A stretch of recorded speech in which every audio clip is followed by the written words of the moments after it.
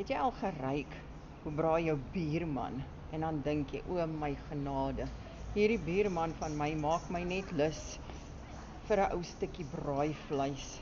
En dan besef jy het nie eers ou vleisie om te braai nie. Dis so eie aan ons Suid-Afrikaners om te braai. En as jy enigstens soos ek is, sal jy elke dag braai. As jy my nie ken nie, my naam is Monica. Ek is 'n ma van 4 seuns. Ek en 2 van my seuns bly in Mountain View, Pretoria en ek is 'n voltydse paralegal.